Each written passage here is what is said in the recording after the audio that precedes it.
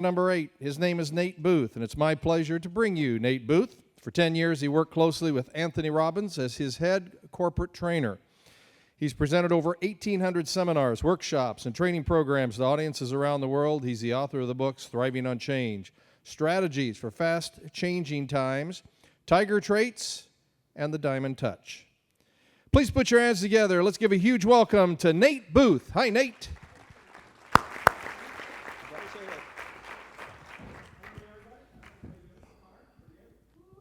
Okay, very good.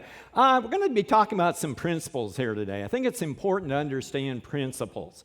We're going to be talking about a few basic principles when it comes to change. I want to give you an exercise that will describe what I'm talking about. Here's what I'd like you to do. I would like you to pick out a number between 2 and 9. Okay, we got a number between 2 and 9. Now, whatever your number is, multiply it times 9. Okay, and you should have a 2-digit number now. Okay, whatever your 2 digits are, add them together. So if you had 34, add the 3 and the 4 together to get 7. You got your number? Now, what I'd like you to do is subtract 5 from that number, and you have a smaller number. Okay, now turn your number into a letter. If you had number 1, make it A, 2B, 3C, 4D, 5E, on and on and on. You got a letter? Think of that letter and think of the first country in the world that begins with that letter. Very first country that pops in your mind. For those of you that are geographically challenged, look around Europe in your mind, Asia, Africa, South America, North America. You got a country? Think of the last letter of the country's name. And think of the first animal that begins with that letter. Now think of the last letter of the animal's name. And think of the first color that begins with that letter. Now, you might be thinking, what does this have to do with anything? This is an example of the power of principles. I understand certain principles of mathematics. I understand certain principles of human behavior. And I know that even though there aren't a whole lot of orange kangaroos in Denmark, how many of you came up with orange kangaroos in Denmark? How many of you are completely confused right now and have no idea how I did that, okay? There's a certain principle of mathematics that if you knew right now, you'd know exactly what was going on. If you can't think of this principle of mathematics, you're going to be confused. And we don't want you to be confused when it comes to change because you are successful. Everybody in this room is successful. You wouldn't be here. You know, you're successful. Congratulations. It's been some challenging times the last few years, hasn't it? So you're successful, congratulations, you know what used to work. Right? Why are you successful right now? You did some things 2 years ago, your company, your association, your organization did things 2 years ago, 3 years ago. That's why you're successful right now. You want to be successful out in the future? What does that mean? You're going to have to change. You're going to have to do some things differently. And I get the pleasure of traveling around the world now and sharing these ideas on how you can harness the power of change. Not just cope with change, not just hang in there with change, but harness the power of change. And I get to learn from all of these organizations about what they're doing. And here's what I found out, that you are successful just like the vinyl record manufacturers were at one time. 8-track tape. You got an 8-track tape player in your Camaro there? 72? Used to maybe, right? Those companies were both successful at one time. Same thing, congratulations, the cassette people were successful and the CD people were successful. And again, you know what used to work. And what I've identified, there are 2 basic principles when it comes to harnessing the power of change. You might even want to write these down. Number 1, that in changing times, there's a set of principles and core values that you never want to change. Changing times. You want to be extremely rigid when it comes to these principles and core values. You tell me, just shout them out. What are some basic principles and core values that should never change in your life, in your family, in your business, in your association, no matter what changes out there? Just shout it out. Honesty. What else? Loyalty. Excellent. What else? Integrity, doing what you're saying you're going to do, right? Incidentally, those values you just mentioned are stereotypical whose values? Iowa's values, aren't they? I grew up in Harlan. So I grew up in Iowa. I live in Las Vegas now. You know, last month, Forbes magazine, did you see that? They picked out the one best metro area to have a business and or, yes, the Des Moines people back there, and or to build your career. And the number one was Des Moines, right? I bet if they would have picked a state, I bet they would have picked Iowa. Why is that? A lot of it just has to do with those core values. 92% graduation rate. I live in Las Vegas. You know what the graduation rate is there? 47%. You know, we get a little spoiled around here, but it's those core values that you got to stick with. You're a leader in any organization. One of the first rules of leadership is decide what's important and then talk about that over and over and over again. And a lot of those things you're going to be talking about are these core values. Zappos, we just had a shoe demonstration up here. Everybody knows Zappos, correct, lady? Zappos makes shoes, or they sell shoes, don't they? You can get almost any shoe. $1 billion a year. Rapidly growing company. Amazon bought them about 3 years ago. They have 10 core values that they hammer home with their people. You go to work for Zappos.com, a day and a half, all they do is talk about values. And they have people coming in from throughout the company telling stories about these values are so important. On the back of their name tags are the 10 values. At the end of that day and a half, they will come to you and say, I hope you love, your day and a half with us. I hope you like these values. But if you don't, we'll give you $2,000 to leave. They'll pay them $2,000 to leave after a day and a half, right? Do you think that's money well spent? What do you think? Why? Because they get rid of the people who don't match their values. And you get a whole bunch of people together that have values in common. Now you have a culture. Isn't that interesting? But most people try to fit all these disparate, personalities into the culture. Hire those kind of people in the first place. Principles, core values. Now, the second sentence you want to think about when it comes to harnessing the power of change is that in changing times, the same set of beliefs and strategies that have gotten you to where you are now will not get you to where you want to go. So you got to be flexible when it comes to your beliefs and your strategies. When I go into corporations, we always talk about beliefs first. Then I'll get a lot of information about their business, their industry, and then we'll help them put together some excellent strategies to harness the power of change. But you got to have both. You got to have the beliefs, you got to have the strategies. Because your entire world is filtered through your belief system, right? How many of you have ever been in a situation? An event happens out there. You're with two other people. Person A gets mad. They're ticked off. They're going completely postal. Person B says, this is no big deal. What are you so upset about? And person C is over in the corner and laughing like crazy. You ever had that happen? How can that be? One event, 3 different reactions, 3 different sets of attitudes, belief systems. They just look at it differently. You look at the George Zimmerman trial. Wasn't that interesting?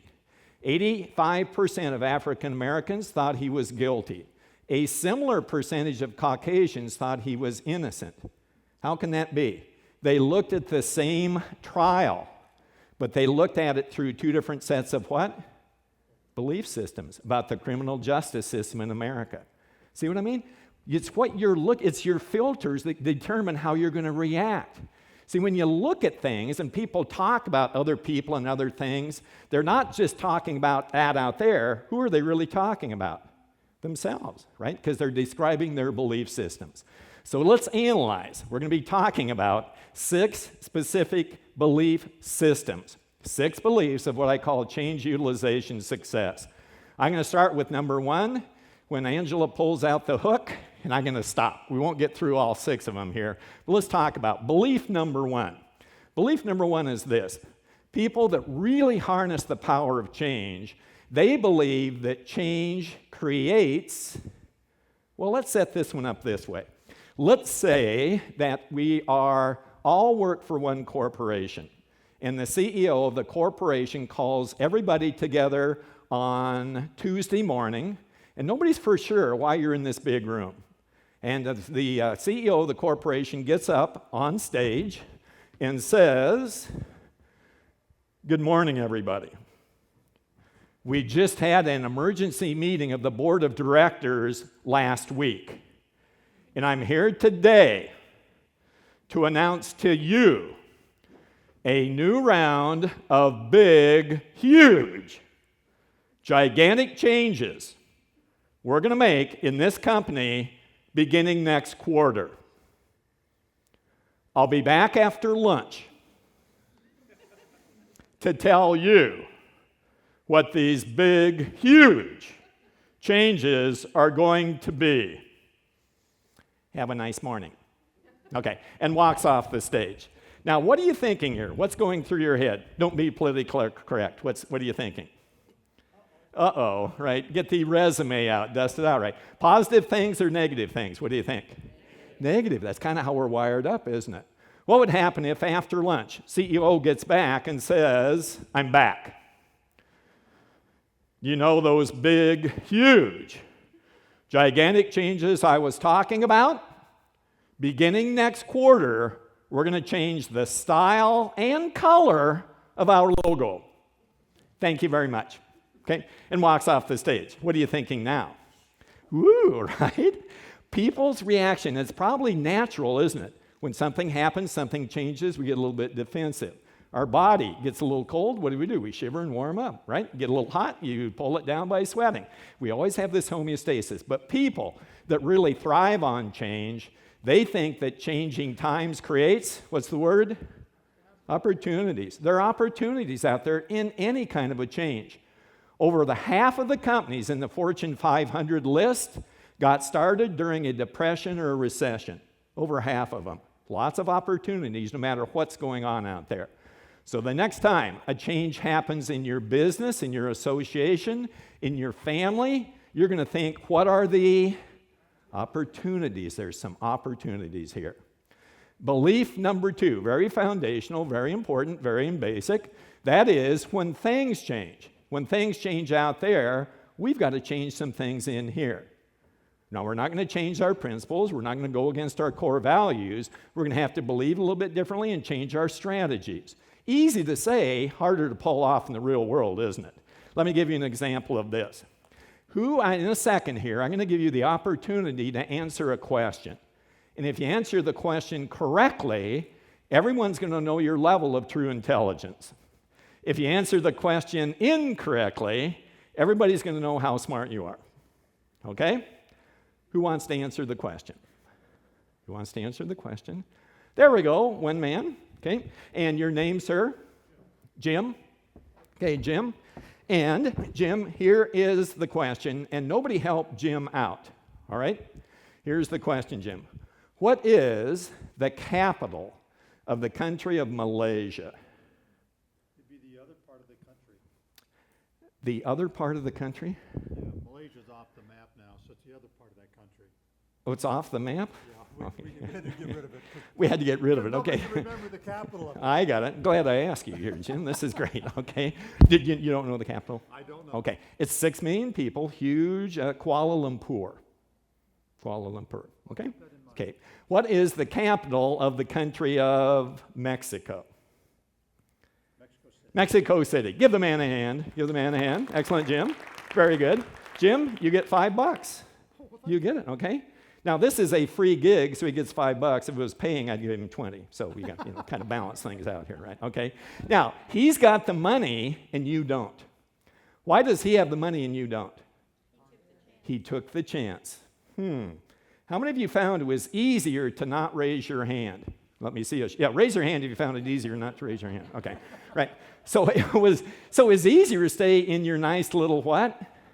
Comfort zone. There you go. You stay in the comfort zone. It's easy. I don't have to raise my hand. Can't make any mistakes out there. Even though things are changing out there, I don't have to change some things in here. See what I mean? When things change, you've got to change. That's belief number 2. Belief number 3. Belief number 3 is there is always a way. There is always a way to use this change to my or our advantage. Always a way. Great example of this, good old Colonel Sanders. Colonel Sanders got started with his Kentucky Fried Chicken franchise when he was how old? You ever heard this story? 65. That's when he got started. They moved the highway on him down in Corbin, Kentucky. People aren't driving by his restaurant anymore.